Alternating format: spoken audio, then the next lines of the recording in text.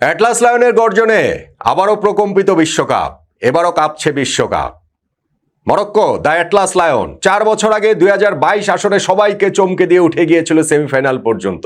সেই স্বপ্নযাত্রায় থামিয়ে দিয়েছিল স্পেন পর্তুগালের মতো ফুটবল পরাশক্তিদের পথ চলা। সেটা যে কেবল এক আসরের চমক নয়, এইবারের বিশ্বকাপেও মরক্কো তা বুঝিয়ে চলেছে প্রতিটি ম্যাচে। প্রথম খেলায় ব্রাজিলকে কোণঠাসা করে ড্র আদায় করা নেয়ার মধ্যে শুরু, এবং যার সর্বশেষটা প্রথম দল হিসেবে এই বিশ্বকাপের কোয়ার্টার ফাইনালে নাম লেখা নয়। রাউন্ড অফ 16-এর ম্যাচে কানাডার বিপক্ষে 3-0 গোলের জয়ে কোয়ার্টার ফাইনালে উঠে গেছে দ্য অ্যাটলাস লায়ন মরক্কো। কিন্তু এই সর্বশেষটাই কি শেষ নাকি? এটাই কি তাদের শেষ স্টপেজ?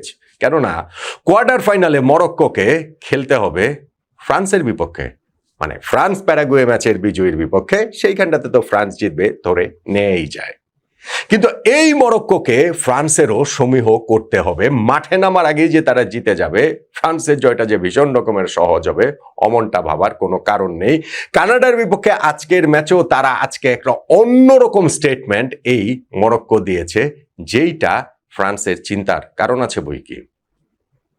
দেখুন, মরক্কো কানাডার এই ম্যাচটাতে ক্লিয়ার ফেভারিট মরক্কোই ছিল, কিন্তু ম্যাচের যে প্রথমার্ধ হয়েছে সেইটা কানাডা খেলেছে, এবং সেই প্রথমার্ধে অবশ্যই কানাডার এগিয়ে যাওয়া উচিত ছিল। মরক্কোর গোলকিপার ইয়াসিন বনু, তিনি হচ্ছে গিয়ে দুই কিপারের মধ্যে অনেক বেশি বিজি ছিলেন।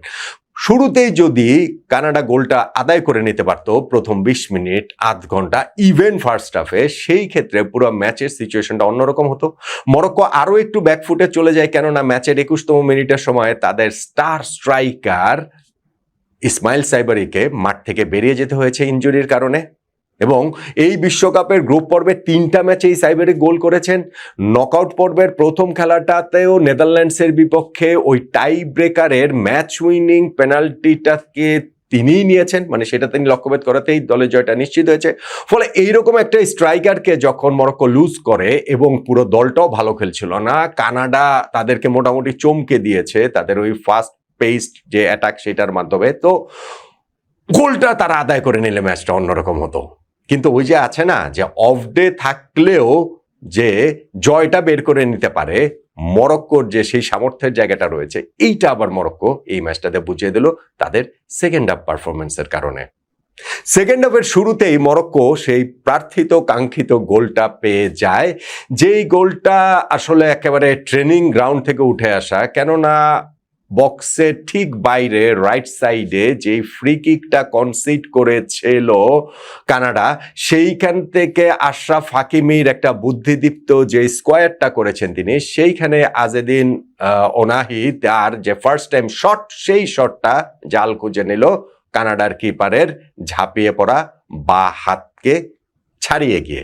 এবং সেই শটটাতে আমি বলবো যে রাহিমি, যিনি নেমেছিলেন বদলি হিসাবে সাইবারি, তিনি যে ওইখানটাতে বলটাকে যেতে দিলেন তার দুই পায়ের ফাঁক দিয়ে, সেইটাও আমার মনে হয় যে তাদের কিপারকে একটুখানি বিভ্রান্ত করেছে। স্লাইট একটা ডিফ্লেকশনও মনে হয়েছিল। যাই হোক, এই গোলটাতে এগিয়ে যাওয়াটা মরক্কোর জন্য হচ্ছে গিয়ে তাদেরকে একটা স্বস্তি এনে দিয়েছে। কিন্তু সেকেন্ড গোল যতক্ষণ না পাবে ততক্ষণ তো আর পুরো স্বস্তির জায়গা নাই। যে কোনো মুহূর্তে তো কামব্যাকটা হতেই পারে, এবং কানাডা এই গোলটার পরেও কিন্তু তারা চেষ্টা করেছে, প্রথম হাফের মতো হয়তো বা না, কিন্তু তারপরও কানাডা এইখান থেকেও যে কোনো মুহূর্তে ম্যাচে ফেরার থ্রেটটা করছিল। যেই থ্রেটটা আসলে শেষ হয়ে যায় 80তম মিনিটে একটা চোখ ধাঁধানো কাউন্টার অ্যাটাকে, ট্রানজিশনাল ফুটবলে একটা ব্রিলিয়ান্ট প্রদর্শনীতে, যখন ব্রাহিম ডিয়াজ রাইট সাইডে বলটা পেয়েছেন এবং শটটা তারই নেয়ার কথা ছিল, বা তারই নেয়া আমি বলবো উচিতও ছিল, কারণ সেই ক্ষেত্রে তিনি হচ্ছে গিয়ে মানে ওই গোলের থ্রু তিনি করেছিলেন। কিন্তু তিনি ওই লাস্ট মোমেন্টে গিয়ে একটু কাটব্যাকটা করে, মানে বলটা ভিতরে নিয়ে এসে তিনি স্কোয়ার করলেন, পেছনে তিনি পাস দিলেন সেই ওনাহিকে, এবং ওনাহির শট ঠিকই বলটা জালে পাঠিয়ে দিল একটা বুলেট গতির শটে।